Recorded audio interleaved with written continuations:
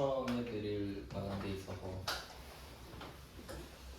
일단 뭐 모든 공부가 그런데 좀 급하면 공부가 잘 안 돼요. 전 이제 시험 2달도 안 남았는데 급한데 좀 마음가짐을 그렇게 가지셨으면 좋겠습니다. 일단 기출 문제도 풀고 할 거니까 한 사이클을 돌려보긴 할 거잖아요. 최선은 다 한다. 하지만 다음을 노린다. 이런 마음으로 너무 되게 사람이 자기한테 좀 타이트한 게 있고요. 그리고 통계를 내보면은 진짜 말씀드렸지만 정말 신기하게도 한 번에 붙어야 된다고 생각해요. 그러니까 좀 뭐랄까 그게 정량적인 거잖아요. 나는 한 달 안에 붙겠다, 2달 안에 붙겠다. 근데 퀄리티를 생각을 안 한다고요. 그러니까 뭐 점수로 말을 하는 건 아니고 얼마나 제대로 배우고 싶다는 없더라 이 말이지. 합격만 하고 싶다고 해서. 근데 저는 솔직히 그거랑 맞는 강사는 아니거든요. 잘 아시겠지만 저는 좀 이유를 말해주고 공부를 해야 되는 이유나 뭐 방법 그런 것들을 좀 설명하는 편이기 때문에 아마 여러 수강생들이 있었는데 좀 친했던 수강생들은 실제로 그런 적이 있어요. 회계를 한번 들었는데 모르겠다는 거예요. 다 듣고 나서 저한테 심각하게 말을 했어요. 다 한 바퀴를 들었는데 모르겠다. 근데 제가 그랬죠. 넌 솔직한 거다. 사실 딴 사람들 다 모른다 지금. 근데 그냥 아는 척 하는 거라고 그냥 끄덕끄덕 하면서 왜냐면 한번 들었으니까 그냥 똑같을 거라고. 근데 너는 용기가 있다. 한 번 더 들어라. 그래서 한 번 또 들었거든요. 그리고 나서 하는 말이 이제 들린다 라고 했어요. 저는 그게 진짜 용기 있는 거라고 생각했어요. 그러니까 걔는 되게 소심하고 그랬는데 자기가 바보라고 생각하더라고요. 근데 아니 오히려 네가 훨씬 더 잘 배웠다 이렇게 말했어요. 뭐 자격증을 땄는지 모르겠는데 그냥 그런 태도가 좀 중요하다고 생각합니다.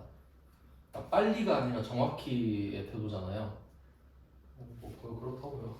밑밥을 좀 까는 거예요. 그러니까 너무 그렇게 막 타이트하게 잡지 마시고 저는 솔직히 사람을 뽑을 때 자격증보다는 스토리를 물어볼 것 같습니다.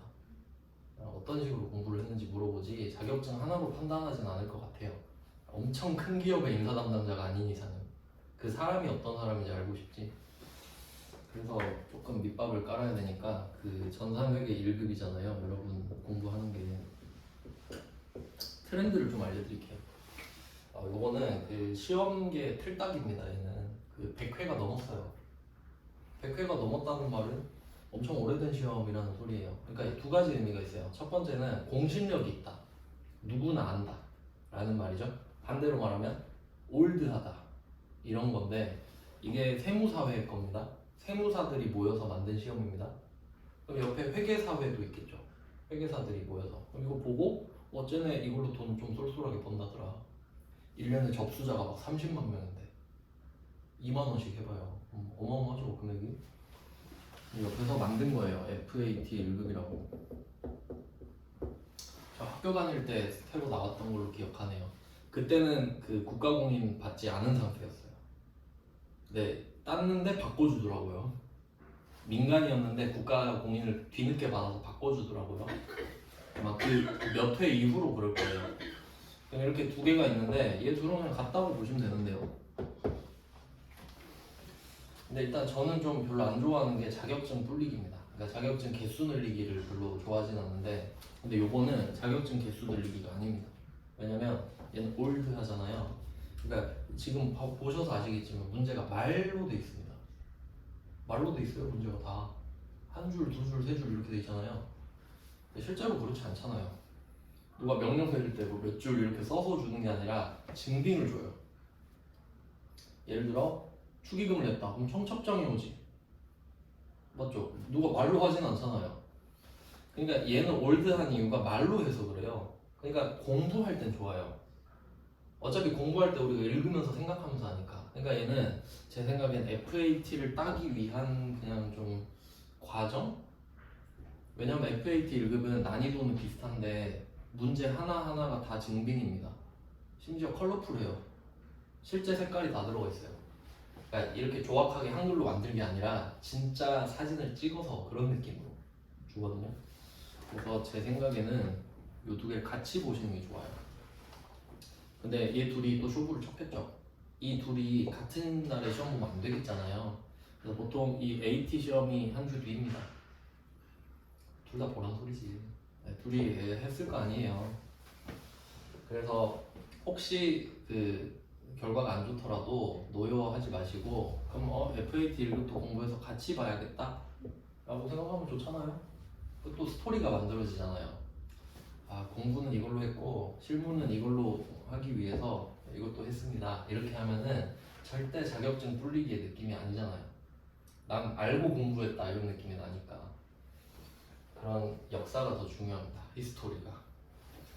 그래서 AT는 참고로 이 뜻은 Financial Accounting Technician이고요. 이름이 좀 부끄러운데 하여튼 뭐 이런 느낌이에요. 전산 자격증, AT 자격증. 그래서 뭐 전산회계 1급까지만 하실 거여도 이렇게 하면 좀 밀도 있게 공부를 할 수 있고요. 확실히 빽빽하게 공부를 하게 됩니다. 그리고 사람이 전산회계 1급 만약에 떨어졌는데 한 번 더 하려고 그러면 하기 싫어요. 왜냐면 나 아는 것 같은데 근데 사실 모르거든요. 근데 한번 들었으니까 하기 싫다고 그냥. 이름은 아는데 근데 해답은 안 나와. 근데 하기 싫어요. 근데 AT를 한다고 뭔가 새롭거든요. 그럼 또 괜찮아. 실제 그래요, 심리가. 그래서 이걸 좀 활용을 하셨으면 좋겠습니다. 그러니까 제 생각에는 이걸 2달 이렇게 하는 것보다는 요거까지 4달 이렇게 하시는 게 조금 더 그 여러분 인생에 도움이 더 될 것 같다라는 거죠. 어차피 한 번 배울 거 제대로 배운 게 낫잖아요. 그랬으면 좋겠다. 밑밥을 지금 정성스럽게 깔았죠? 이 정도면 좀 위로가 되시나요? 너무 마음을 놓지 마시고요. 최선은 다해보세요. 근데 이러면 안 돼요. 난 그냥 다음을 노릴 거니까 이번엔 진도 안 끝낼 거야. 이러면 안 돼요. 그래도 한 사이클을 끝내본 사람이랑은 달라요. 시간이 부족해도 촉박하게나마 한 바퀴를 돌아봐야 돼요. 그럼 난 끝까지 가본 사람이에요. 그럼 두 번째가 달라지는 거예요. 근데 지금 포기하고 다음 시험을 노린다 그러면 나는 초시생이랑 다를 게 없는 거지. 끝까지 가본 적이 없으니까. 그 진짜 중요한 차이입니다. 그리고 그 사람이 시간이 짧을 때 초인적인 힘이 나오거든요. 그걸 좀 활용해 보시는 것도 좋죠. 실제 모든 공부는 끝에 10%에서 나오거든요. 그래서 포기는 하지 마시되 실망을 하지 말라는 말씀을 제가 드린 겁니다. 왜냐면 학원 커리큘럼 자체가 말이 안 돼요. 어떻게 종강 다음 날이 시험 날입니까? 이걸 좀 봤으면 좋겠는데 아무도 안 보니까. 근데 제가 건의를 많이 넣었는데 안 해줘서 제가 영상도 찍고 블로그도 하고 하는 게 그거예요. 위로도 하잖아요, 이렇게. 네, 물론 지금 당장은 한두 달이 급해 보이지만 제가 이제 자격증 많이 따고 보잖아요. 언제 땄는지 기억도 안 납니다, 솔직히. 그렇잖아요. 지금만 급한 거지 지나고 나면 다 똑같습니다. 합격자와 불합격자가 있는 거지. 그러니까 너무 조급해하지 마시고요. 될 사람은 어차피 됩니다. 그거는 진리예요, 진짜. 될 사람은 돼요. 네, 그럼 이제 재고자산 할게요. 재고자산도 이거 중요한데 진도를 빨리 빼고 싶은데 솔직히 다 중요하거든요. 그러니까 저는 이게 너무 아쉬워요. 시험이 너무 후려쳐져가지고 원래 회계는 좀 제대로 배워야 되는데 난이도를 낮춰버리니까 근데 대충 할 수도 없고 그렇잖아요. 재고자산 하겠습니다. 유동자산,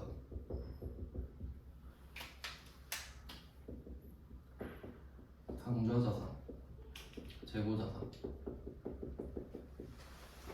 이게 2개예요. 이제 드디어 당좌자산을 클리어했습니다. 끝날 때마다 하셔야 되는 게 있죠. 목차 정리하기.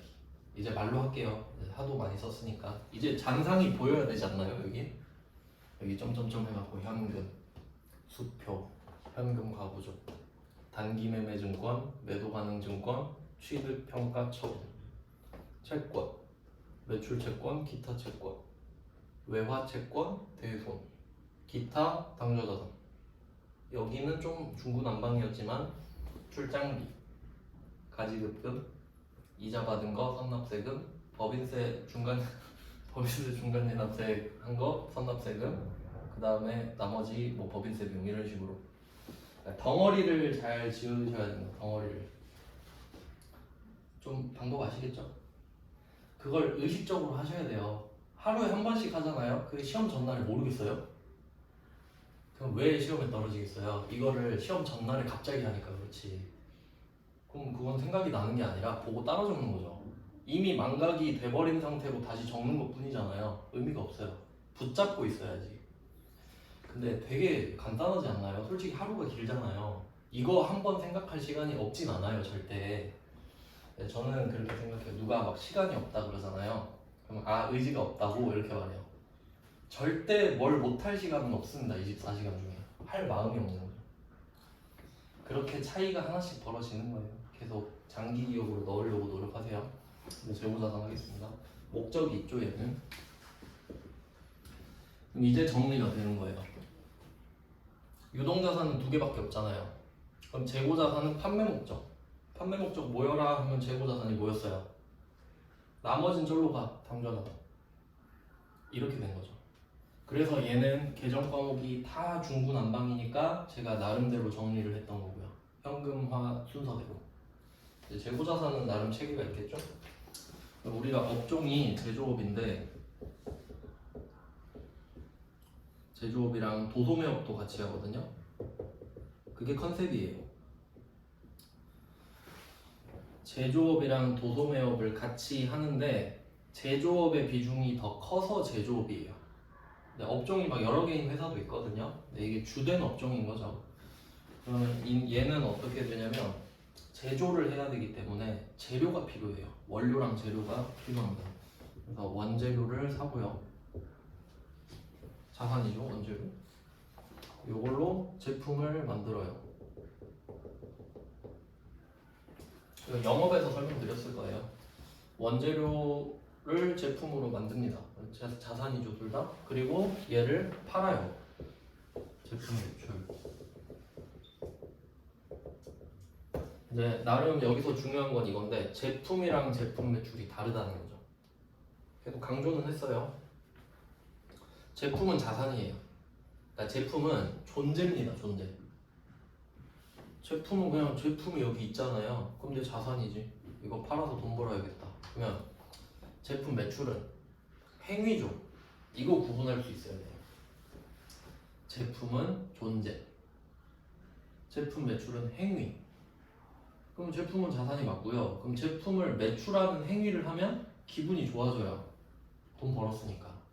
그러니까 제품 매출은 수익이고요. 차이 아시겠죠? 얘는 자산, 얘 수익. 이거 중요해요. 이게 그 재고자산에서 제일 중요해요. 그 다음에 그럼 우리가 갖고 있는 자산만 이야기를 하면 원재료, 제품이 얘는 자산 아니니까 여기까지 됐죠. 근데 문제는 뭐냐면 우리가 원재료를 사서 제품을 만들어서 팔잖아요. 근데 이걸 기준으로 보면은 원재료를 사서 제품을 만드는 것까지 우리가 한 과정으로 보죠. 근데 회계 기간이 이걸 끊어먹을 수가 있어요. 그러니까 내가 만드는 도중에 12월 31일이 와버릴 수도 있지. 그러면 내 생각엔 원재료랑 제품밖에 없거든요. 근데 회계가 이걸 끊어버린 거예요. 그러면 나는 강제로 덜 만들어진 상태로 결산을 해야 돼요. 맞죠? 그런 일이 반드시 있겠지. 그러면 걔를 부르는 이름도 있어야 돼요. 덜 만들어진 일. 그 이름이 제공품입니다. 제공품. 제공품. 아마 요거는 직역을 했다고 생각이 되는데 그 영어로 하면 work in process거든요. 그러니까 그 공정이라 그러죠. 만드는 작업을 그 공정 중에 있다라는 뜻이에요. 공정 중에 존재한다 이렇게 해석한 것 같아요. 직역을 한 것 같은데 덜 만들어지답니다. 그러니까 완성도로 치면 원재료 같은 경우는 완성도가 0%죠. 내가 재료를 사서 아무것도 안 했잖아요 지금. 그러니까 원재료는 완성도가 0% 이내를 원재료라 불러요. 건들질 않은 거야 지금 사놓고. 그럼 제품은요? 100%죠. 100%만을 제품이라고 부르죠. 완성도 100%. 완성이 돼야 제품이니까. 요건 아시잖아요. 0%, 100%. 그럼 제공품은 0에서 100 사이. 전부 다 제공품이지. 그러니까 얘를 만들어줘야죠. 부르는 이름을. 이렇게 돼요. 그럼 얘도 자산입니다. 그러면 제조업이 갖고 있는 자산은 원재료, 제공품, 제품. 요거를 취득해야 됩니다. 자산이니까 자산은 반드시 취득을 해요. 내가 태어날 때 같이 갖고 온 건 없어요. 취득을 거쳐서 내 거가 된 거예요. 그러면 원재료는 취득 중에 매입입니다. 매입이라는 취득을 해요. 그러니까 취득은 매입과 제조가 있어요. 그럼 제공품은 제조. 요건 사올 수 없죠. 내가 만들다가 덜 만든 게 제공품이에요. 그러니까 원재료는 사와야 되고 제공품은 만들어야 되고 제품은 만들어야 되죠. 요 정도 이해할 수 있죠? 네, 그럼 제조업은 이렇고요. 그 다음에 도소매업. 도소매업은 물건이 좋은 게 나왔어요. 그럼 이거를 떼다가 팔 수도 있겠죠.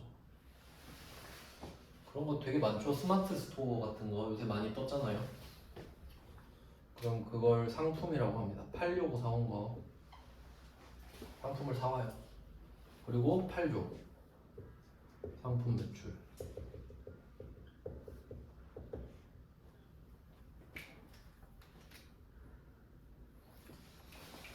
자, 도소매업은 되게 깔끔하죠? 사고, 팔고, 끝. 사오고, 팔고, 사고, 팔고. 근데 이게 되게 간단한 건데, 그러니까 이게 그 돈을 버는 방법 중에 가장 원시적으로 발달한 게 이거잖아요. 그 옛날에 보부상 같은 거. 물건 바리바리 싸들고 다니면서 필요한 사람한테 팔고. 이게 돈 버는 거의 기본입니다. 왜냐면 얘는 기술이 필요 없어요. 그냥 기술이 필요하긴 한데 이 행위를 하는데 기술이 필요 없잖아. 사고 파는 거. 그러니까 이거 제일 많이 하는 게 그거 아닌가요? 그 졸업식 때 꽃다발 파는 거. 그거 아무나 하는 거잖아 그냥. 가가지고 사갖고 팔고. 그거예요. 상품 매출. 그럼 얘는 사와야 되죠. 상품은 만드는 거 아니죠. 사와야 돼요. 그럼 팔면 돼요. 그러면 라인이 정해지죠. 사는 거, 만드는 거, 사는 거, 만드는 거 됐죠? 그리고 상품은 내가 사올 때 가격 있죠. 물건 가격 있잖아요. 거기에 뭐 취득 부대 비용 있죠. 운반비 같은 거.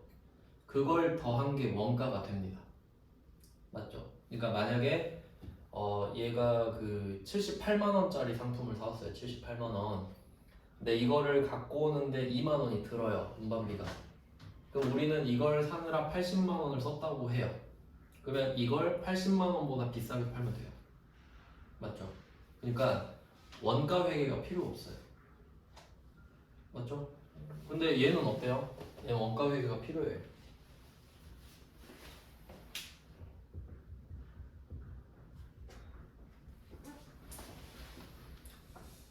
왜냐면 물건을 사서 재료를 다 쓰는 것도 아니고 인건비도 줘야 되고 가스도 쓰고 전기도 쓰고 수도도 쓰니까 그 금액을 다 모아놓고 한 개당 얼마가 들었는지 계산하는 작업이 필요해요. 제조업은. 그러니까 제조업을 했다는 거는 원가 회계를 내겠다는 소리예요. 그러니까 난이도를 높이겠다는 뜻입니다. 제조업을 낸 거는. 참고로 그 밑에 전산회계 2급도 있는데 이제 그거는 사실 의미가 없어요. 그 자격증은 솔직히 의미가 없어요. 그 고등학생들이 좀 그냥 목표의식 그런 것 때문에 하는 건데 부가가치세가 없거든요. 회계 2급은 거기서 도소매업이에요. 그러니까 원가 회계를 안 내지. 요 두 개만 하니까. 그리고 FAT 제가 말씀드린 거 있죠. FAT 1급도 도소매업이에요. 그러니까 원가가 빠져버리니까 훨씬 더 깔끔하거든요. 공부할 때. 뭐 그런 내용이에요. 그럼 이제 그 재고 자산을 찾았어요. 원재료, 제공품, 제품, 상품 4개. 더 있는데 잘 안 나오는 것까지 할 필요는 없으니까 주된 게 이겁니다. 자, 이렇게 정리를 했습니다. 재고 자산 4개. 그러니까 당좌 자산이랑 되게 좀 상반되죠. 당좌 자산은 계정 과목이 너무 많았잖아요. 현금, 과부족, 보통임금, 막 당좌일금, 뭐 당기물임금, 그러니까 정리가 필요했지. 근데 얘는 4개죠. 더 있는데 4개라고 하시면 돼요, 그냥. 그래서 얘는 계정 과목을 미리 말씀을 드릴 수 있는 겁니다. 근데 이게 정상이죠, 사실. 이렇게 공부를 하는 게 맞는데 그러니까 당좌 자산이 특이했던 겁니다. 자, 이제 재고 자산의 원리를 좀 설명을 드릴게요. 우리는 제조업이 메인입니다. 여기서 좀 사실 시험 자체에서는 물어보지 않는데 좀 중요한 걸 좀 알려드리려고 해요. 이 재고자산에서 진짜 중요한 이론들이 많이 나오거든요. 일단 첫 번째 여러분이 배워야 될 거는 이 단어를 꼭 기억해 두세요. 매출 원가. 매출 원가를 아셔야 돼요.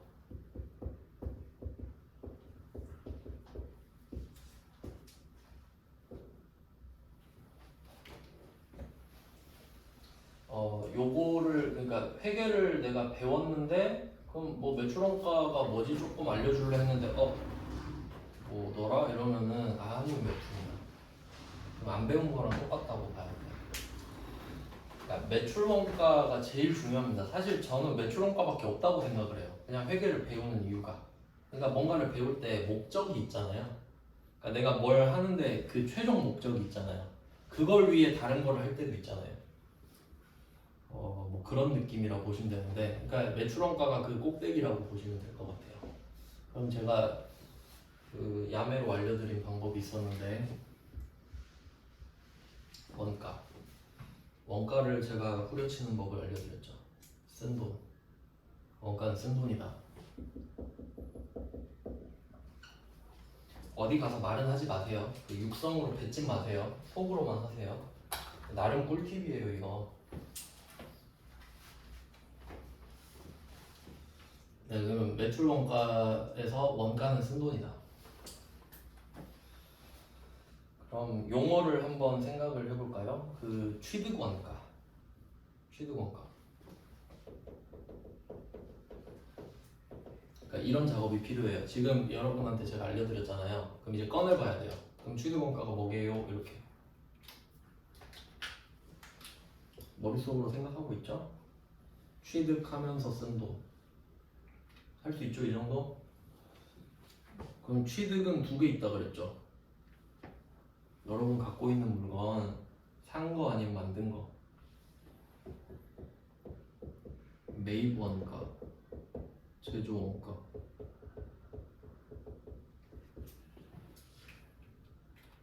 사면서 쓴 돈, 만들면서 쓴 돈. 다 되죠? 이 정도면 억지 아니죠? 그러니까 매입을 하면서 쓴 돈 또는 제조하면서 쓴 돈, 요 두 개를 취득 원가를 하는 거잖아요. 왜냐면 취득 방식이 두 개로 나눠졌잖아. 그러니까 원재료랑 상품은 매입 방식으로 취득을 하죠. 제공품 제품은 제조 방식으로 취득을 한다는 거야. 그러니까 맨날 취득 부대 비용 이렇게 말을 하지. 이해되시죠? 그러니까 이런 걸 시험에 내진 않겠죠. 근데 이런 게 있으면은 이해도가 높아진다는 거예요. 그러니까 봤을 때 아니 취득 부대 비용이라 했는데 왜 갑자기 매입 원가라 그러지? 왜 제조 원가라 그러지? 그러면 아예 모르는 거잖아요.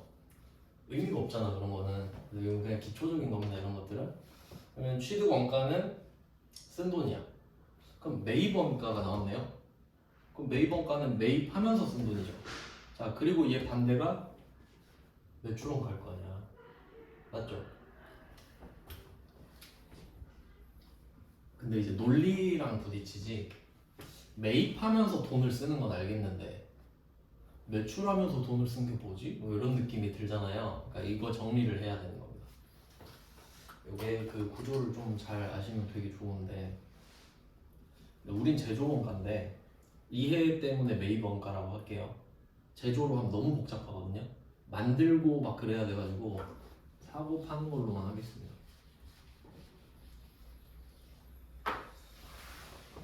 매입 원가부터 해볼게요. 매입 원가. 아까 말씀드린 대로 우리가 상품 A라는 애를 한 개 78만 원 주고 사와야 된다고 할게요. 그러니까 물건 가격이 78만 원이에요. 네, 요게 뭐 부피가 커서 한 개마다 배송비가 2만 원씩 들어요.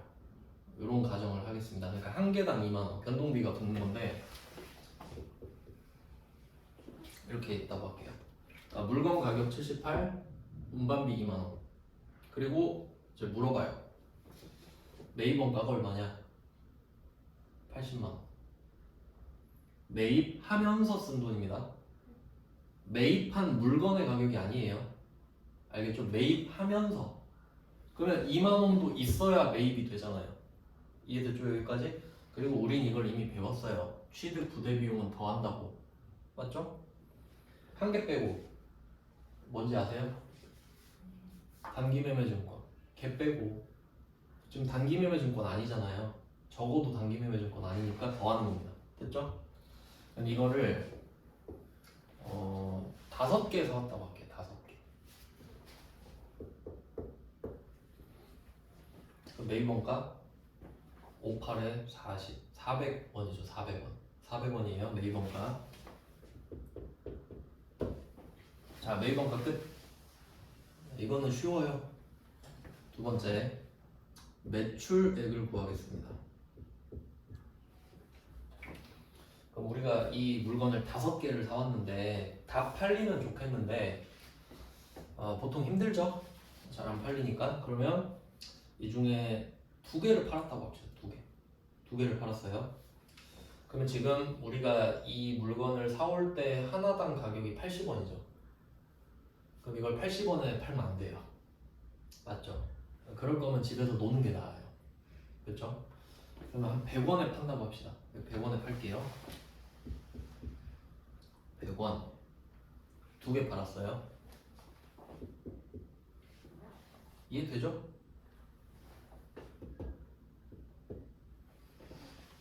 안 어렵죠 지금까지? 자 그리고 성분을 써볼게요. 이 매입원가를 지금 상품이거든요. 우리가 이걸 팔려고 사온 거기 때문에 그러면 이 400원 있죠? 요거 자산이에요. 맞죠? 팔려고 내가 갖고 있잖아 지금. 자산. 그리고 2개를 팔았어요. 행위죠? 2개를 팔았으니까 우린 돈을 받았든 못 받았든 200원의 수익을 인식하겠죠. 수익 200원. 맞죠? 그럼 여기서 이상한 점을 생각해야 되죠. 자산을 줬어요 지금. 그러면 지금 매출액이 수익이잖아요. 돈 벌었죠. 매출이 생겼죠. 매출.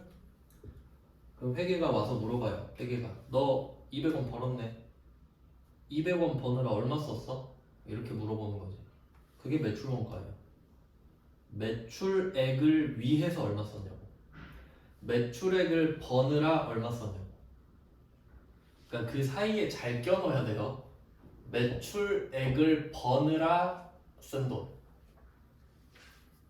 그러니까 이거 그냥 매출 원가 하면 잘 모를 확률이 굉장히 높죠. 매출 원가가 나와요. 얼마일까요?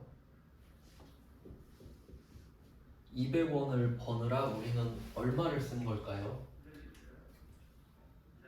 80원에 5개 사왔죠. 그럼 80원짜리 몇 개 준 걸까요?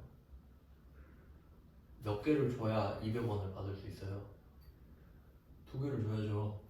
한 개당 100원이니까 80원짜리 주고 100원 받는 거잖아요. 그럼 200원 버느라 얼마 쓴 거냐고. 80원짜리 2개 던진 거죠. 그럼 160원 쓴 거지. 매출원가 160원.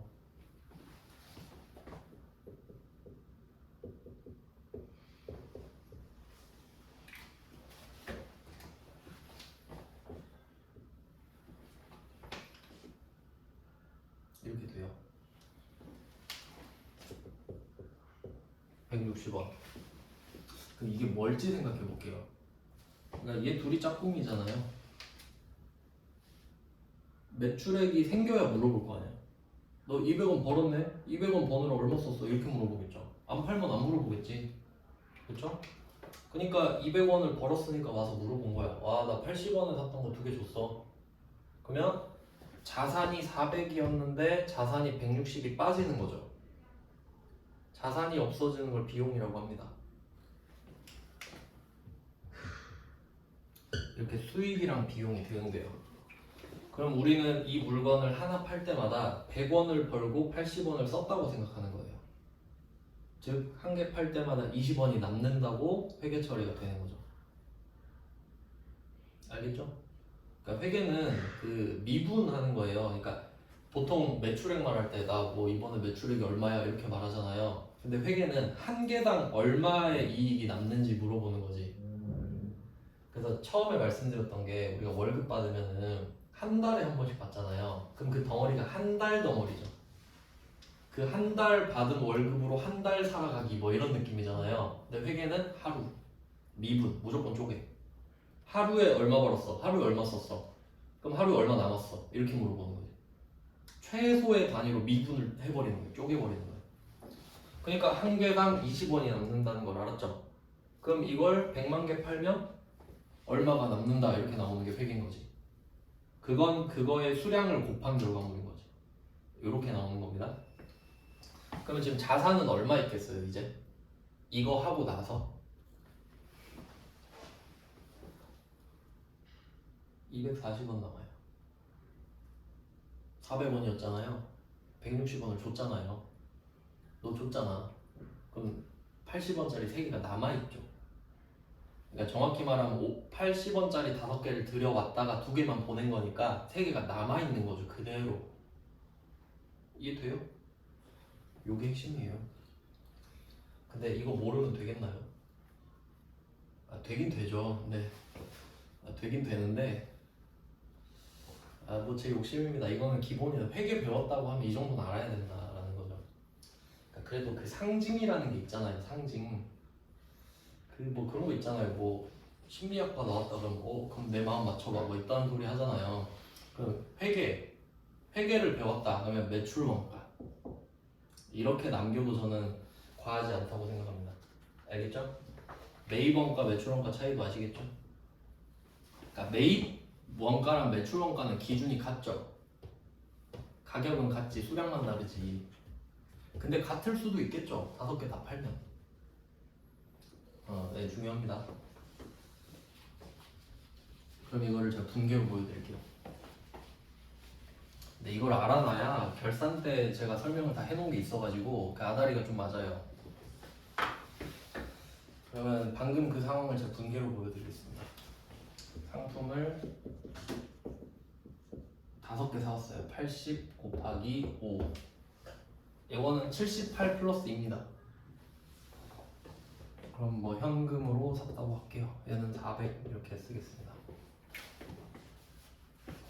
뭐 부가가치세는 당연히 무시합니다. 지금은. 자 이렇게 자산을 샀어요. 아주 간단하죠. 그다음 2개 팔 거예요. 2개를 팔면 상품 매출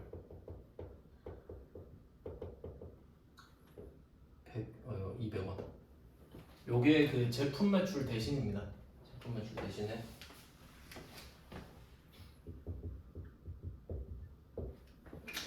돈은 그냥 받았다고 할게요. 외상 말고 그냥 현금 받았다고. 중요하진 않아서.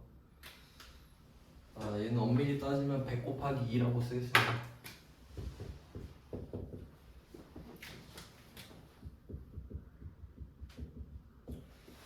근데 우리도 제품을 팔아본 적이 있는데 회계 처리를 보통 이렇게 하고 끝내거든요.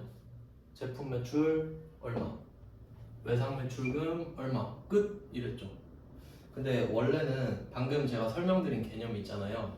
그러니까 200원만 벌고 끝인 게 아니에요. 우리는 160원도 쓴 거예요. 맞죠? 정확히 따지면. 그걸 알려드리려고 하는 건데 원래는 이 상품이 사라졌다까지 쓰는 겁니다.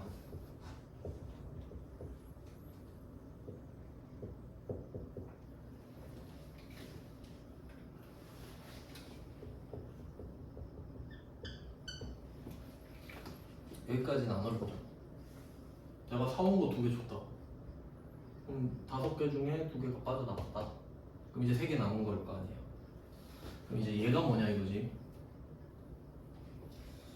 그럼 이제 비용, 그러니까 재고자산에서 비용을 배울 텐데 이제 비용의 느낌을 잡아볼게요. 단계별로 가고 있는데 제가 처음에 수익이랑 비용 같은 경우는 관념이라고 그랬어요. 수익은 그냥 돈 벌었다. 비용은 돈 썼네. 약간 이런 느낌이에요.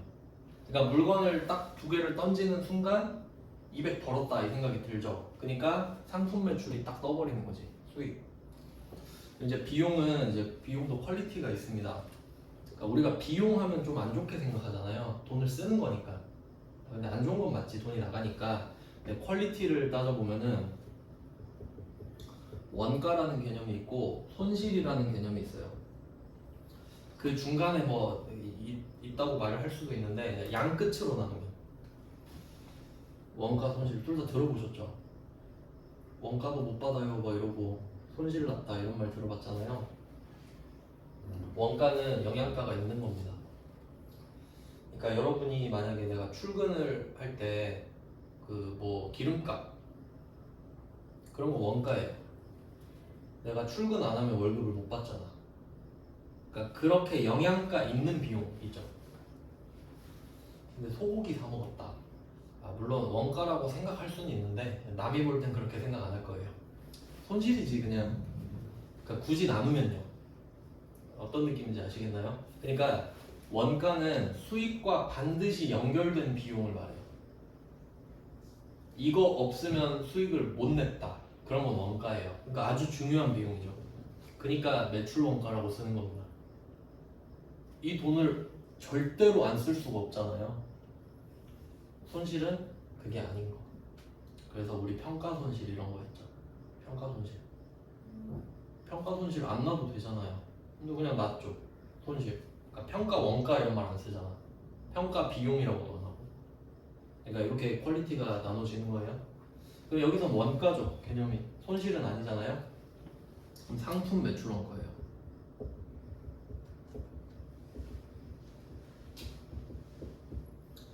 (160) 이렇게 되겠죠?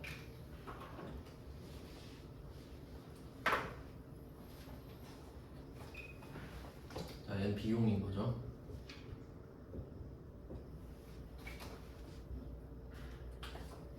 물건을 팔 때 이렇게 세트해요. 여기까지 이해를 하시면 좋습니다. 그럼 순서를 생각해 볼게요. 순서. 뭐가 제일 먼저 일어나는지 볼게요. 어차피 동시에 일어나는 거긴 한데 저는 얘가 1번이라고 생각합니다. 상품을 너에게 줌으로써 시작되는 거죠. 기분부터 좋을 순 없잖아요. 일단 줄게. 그리고 기분 좋아야지. 그리고 속으로 200원 벌었다 이 생각하는 거죠. 그리고 이 160원은 곧 비용이잖아요. 줬으니까. 그리고 얘 둘이 대응하는 거예요. 200원 벌었고 160원 썼다. 실제로 그렇잖아요. 지금 봐봐요. 80원짜리 2개 줬죠. 네, 내가 준 건 80원짜리지만 그러니까 원가는 나만 알잖아요. 얘가 내가 80원에 사온지 어떻게 할 거야? 그쵸? 나만 알죠? 그러니까 난 80원인 걸 알고 있으니까 80원을 뺀 거예요. 80원에 사왔으니까 100원을 뺄 수는 없잖아. 근데 기분은 100원만큼 좋지. 왜냐면 난 100원 받을 거니까. 그러니까 여기서 가격 차이가 나는 겁니다. 내가 준 건 80원인데 너한테는 100원을 받을 거기 때문이지. 그러니까 이 차이가 이익 아니에요? 그러니까 이 판매 행위는 수익이라는 개념이 붙는 거고 요거는 엄밀히 따지면 자산이잖아요. 근데 자산이 없어지잖아. 그러니까 그게 곧 비용이 된다 이거지. 개념을 바꿔주는 겁니다. 그럼 결국 수익 친구는 비용이잖아요.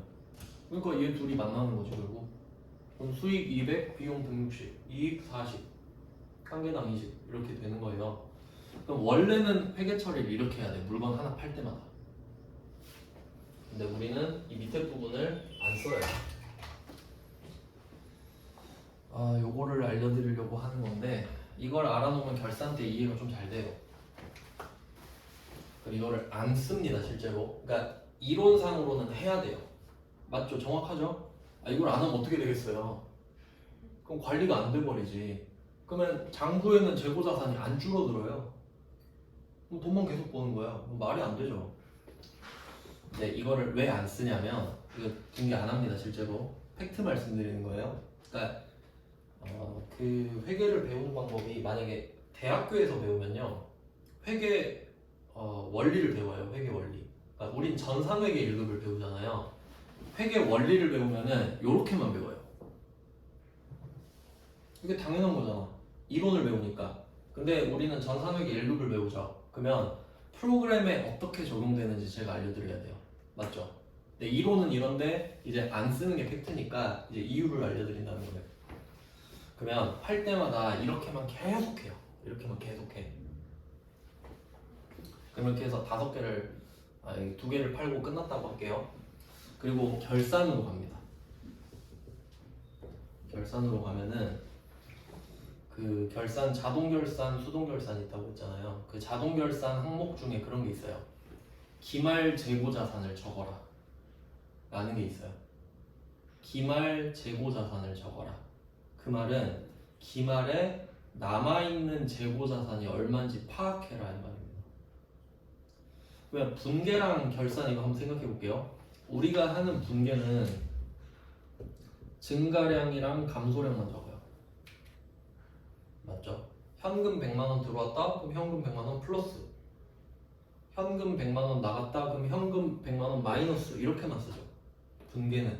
근데 얘는 결산 때 기말 재고 자산이 얼마가 남았는지 물어봐요. 그러니까 잔액을 물어본다 이거지. 잔액을 플러스 마이너스가 아니라. 그러니까 지금 물건을 팔았을 때는 80원짜리 2개가 마이너스가 된 거잖아요. 처음에는 5개가 들어왔고, 그러니까 플러스 5 마이너스 2 이렇게 써준 게 분계죠 지금. 근데 요렇게만 해놓고 결산 때 가가지고 너 몇 개 남았어? 이렇게 물어본단 말이야. 그럼 몇 개 남았다고 대답해요? 3개 남았다고 해야지. 그러니까 얘는 결산 때 반드시 기말재고 자산을 물어보거든요. 몇 개인지 물어봐. 그럼 이거 3개죠 지금. 이해됐죠 지금 여기까지? 5개 사서 2개 팔고 3개 남아있잖아요. 근데 이걸 지금 안 한다고 지금 말씀드리잖아요. 밑에 거를. 왜 안 하냐? 지금 이것만 위에만 딱 적었어요. 그리고 결산 때 가보니까 난 이거 밑에 거 안 했거든요. 파란색 박스. 근데 얘가 하는 말이 몇 개인지 물어보는 거야. 너 기말 몇 개 있어? 저 3개 있는데요? 너 저번에 5개 사왔다며. 왜냐면 이걸 안 적었으니까. 빠져나가는 분계를 안 했잖아요 지금. 그러니까 장부에는 5개 사온 거밖에 없다고. 근데 기말에 물어보죠. 3개 있는데요? 아 그럼 너 2개 팔았구나. 이렇게 돼. 그러면 이걸 말을 하는 순간 이 개수만큼 기말의 회계 처리를 한 방에 해요. 컴퓨터에서 지가 알아서. 그러니까 자동 결산이에요 이런 거. 알겠죠? 그러니까 원리는 그러니까 하나를 팔 때마다 이렇게 해야 돼요. 근데 우리는 회계 프로그램을 쓰잖아요. 그러니까 회계 프로그램이 이걸 안 써도 되게 해줘. 알겠죠? 그러니까 이론은 이게 맞는데 우린 안 써요. 그러니까 여기 이렇게 연결되는 거지. 산수를 하는 거예요. 5개 사왔다고 그랬는데 3개 있으니까 2개 팔았구나. 그럼 내가 적어줄게. 왜냐면 사무 가격 아니까. 파는 것도 이제 2개인 걸 알았잖아요. 그럼 지가 알아서 해준다 이 말이지 이렇게. 알겠죠? 자 그리고 사실 이것보다 더 중요한 게 있어요. 그럼 결과적으로 안 해도 되는데 왜 말하냐 이럴 수 있잖아요. 여기 한 개 더 붙어요. 이게 난이도 최상급인데 그럼 지금 사올 때 운반비가 2만원이라고 그랬죠.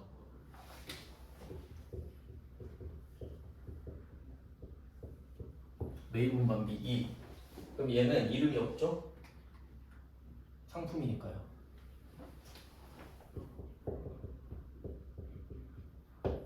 이름이 없습니다. 근데 이렇게 해볼게요. 물건을 사올 때 2만원이 드는데 팔 때 3만원이 든다고 할게요.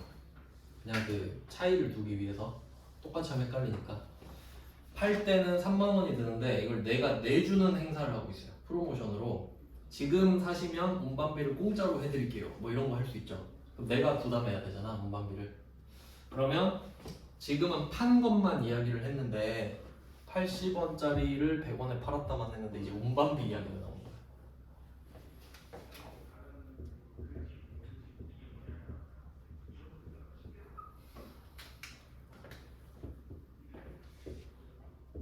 이것 때문에 지금 하는 겁니다.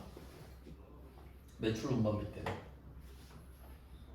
매입 운반비를 모르는 사람은 아무도 없어요. 한번 생각해보세요. 상품을 사느라 10,000원을 썼다. 계정 과목 상품이죠. 취득 부대 비용이니까. 원재료 사느라 운반비 10,000원 들었다. 그럼 원재료 10,000원 추가가 되죠. 안 틀리잖아요 이거는. 아무도 안 틀려. 근데 매출 운반비는 틀려요. 개념이 다르거든요. 왠지 생각해 볼까요? 그러면 이게 취득 부대 비용이랑 좀 관련이 있는데 저는 그 취득 부대 비용을 배웠을 때 그 납득이 안 갔어요.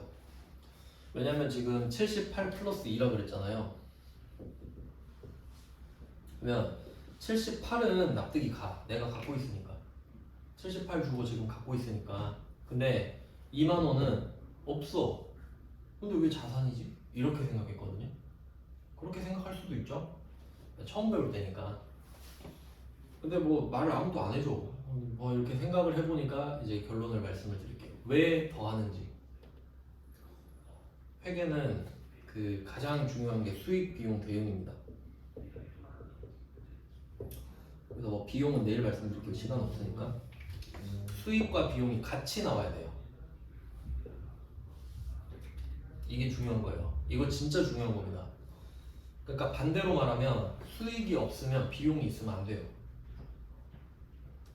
알겠죠? 그러니까 그 말은 극단적으로 말해서 뭐냐면 여러분이 월급을 안 받으면 돈을 쓰면 안 돼요. 그런 느낌이야. 아 버는 돈도 없으면서 돈을 왜 썼다 그래? 이렇게 되는 느낌이거든요. 극단적으로 말을 하면.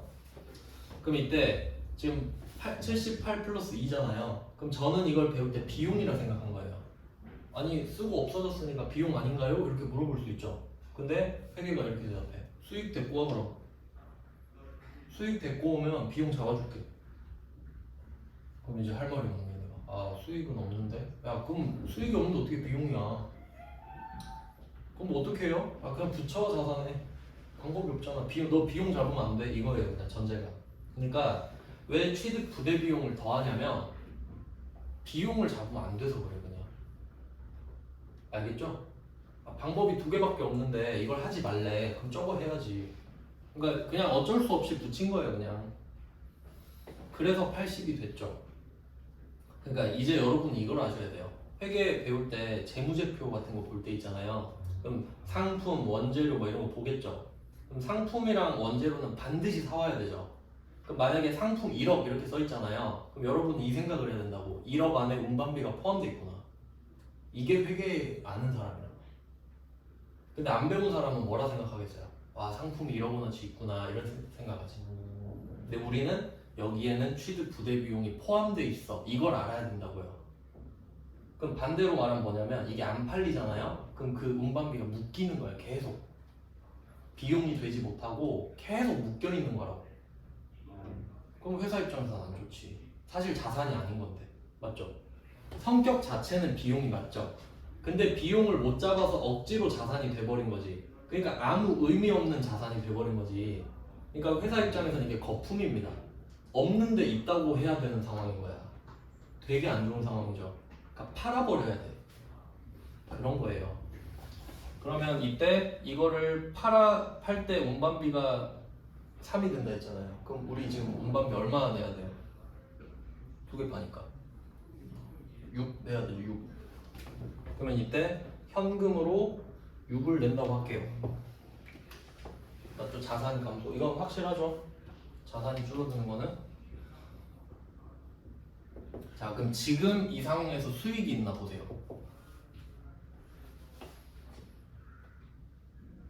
잘 생각해봐요. 매입 운반비는요 매출이 전제되지 않아요. 그냥 사오는 거야. 안 팔릴 수도 있어요. 맞죠? 그러니까 회계는 보수적이니까 야 이게 팔릴지 안 팔릴지 어떻게 알아. 일단 넌 비용 하지 마. 그럼 어떻게 해요? 자산으로 해. 이렇게 끝난 거예요. 자산으로 묶여버린 거예요. 그러니까. 근데 이제 판 거야 드디어. 그래 가서 신나갖고 말한 거죠. 저 200원 벌었어요. 이렇게 하니까 이제 드디어 허락을 받은 거잖아. 그러면 얼마 썼는지 읊어봐 이런 거죠. 그럼 우린 이때 이렇게 말한다고. 사실 이 상품을 78만 원에 사왔는데 그거 가져오는데 2만 원 더 썼거든요. 지금 말한다고요. 지금. 이제는 말할 수 있다. 수익이 났으니까. 그러니까 같이 말한다고요. 78 플러스 2라고. 알겠죠? 수익이 났잖아요. 그럼 드디어 이 2만 원은 비용이 되는 거라고요. 여기 매출원가에 포함돼서. 알겠죠? 팔려야만 비용이 된다는 소리예요. 진짜 중요한 개념입니다. 그러면 지금 수익이 났죠. 그러면 이론상 지금 하나 팔 때 20원이 남는다는 거 확인하셨죠? 근데 프로모션 때문에 한 개당 3만 원을 쓰고 있단 말이에요 지금. 맞죠? 그럼 이 3만 원은 왜 쓰고 있죠? 100을 벌려고. 이게 봐봐요. 매입은 팔릴지 안 팔릴지 모른다 그랬죠. 그냥 사오는 거 아니에요 그냥. 근데 매출 운반비는 어때요? 누가 산다 그랬으니까 쓰는 거 아니에요? 누가 안 사는데 막 그냥 보내? 일단 보내고 보자. 강제로 사세요 이럴 순 없잖아요. 누가 두 개를 산다고 했으니까 쓰는 거 아닙니까? 그러니까 매출 운반비는 팔렸기 때문에 쓴다고요. 근데 매입 운반비는 팔리는 게 전제가 돼서 산 게 아니잖아요. 알겠죠? 그러니까 방향의 차이가 있지. 그러니까 사올 때는 수익이 없으니까 자산이 돼버리고 팔리면 말해라. 비용 처리해줄게. 근데 저 지금 파느라 3만 원씩 더 쓰고 있는데 그럼 지금 빨리 넣어 이렇게 되지. 그러니까 실제로 이 물건 하나 팔아서 17원 남죠. 그렇잖아요. 그러니까 수익이 200, 비용이 166이 돼야지. 비용이 166 아니에요. 그래서 얘는 비용이란 소리예요. 매입 운반비는 자산이잖아요. 매출 운반비는 비용이라고. 그래서 여기서 또 나오죠. 그게 뭐야 하면 와시죠. 그게 뭐야? 운반비요. 안 물어봐요. 운반비인지 안 물어봐. 왜 운반비 내냐고 물어보지. 무슨 차이인지 아시겠죠? 야 그거 왜 돈 쓰고 있어? 저 운반비 내야 돼요. 그럼 와시고. 그건 아무도 안 물어봐요. 왜 운반비를 내냐고. 사는 거냐고 파는 거냐고. 그게 Y잖아요. 답이 달라져 버리잖아요. 그래서 얘는 800번 운반비예요. 800번이죠. 매출이니까. 매출이니까. 이렇게 되는 거예요. 그러니까 지금 이거 설명하려고 이거 한 거예요. 그래서 얘는 800번 운반비가 되겠지.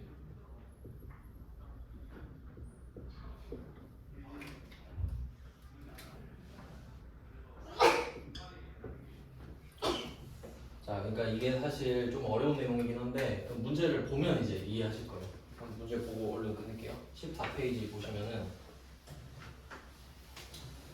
14페이지 81번을 보시면은 매입한 원재료에 대한 매입 운임 나왔죠. 원재료 매입 답이 원재료죠. 그러니까 이 81번 답은 원재료에 대한 이걸로 끝난 거예요. 그냥 원재료 때문에 썼다 그럼 다 원재료. 82번 수입한 원재료에 대해 얘도 여기서 끝났죠. 답은 원재료입니다. 근데 82번이 조금 더 어려운데 얘는 관세 200에 통관수수료 30 써 있잖아요. 우린 이걸 들어본 적이 없죠. 하지만 상관없죠. 이거 안 내면 원재료를 못 가져오나 보구나 라고 생각하면 돼요. 그럼 답은 원재료지 그냥. 원재료 230. 그러니까 81번, 82번 똑같은 문제입니다. 아시겠죠? 틀리면 안 돼요. 83번 얘는 상품 매입에 따른 여기서 끝인 거지. 그럼 답은 상품이죠 일단. 금액이 430만 원 이렇게 돼요. 그러니까 지금 81, 82, 83은 매입이란 거 아시겠죠? 그러니까 답이 원재료 상품이잖아요. 자산이니까. 그리고 84번은 중요 표시.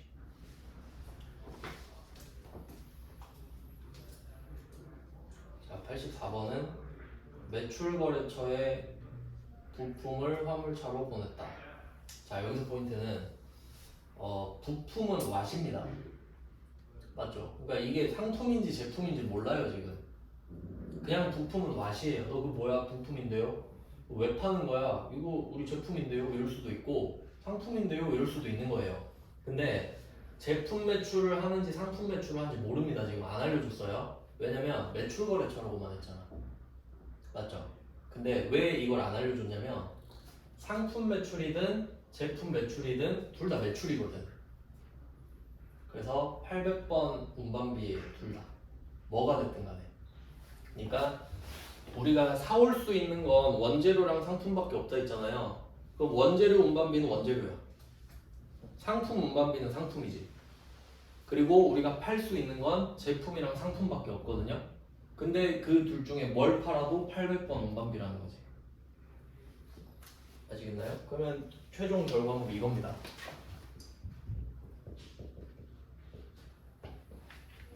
매입 운반비는 답이 상품 원재료 밖에 나올 수가 없어. 제품을 내가 사올 수도 없고 제공품을 사올 수도 없거든요.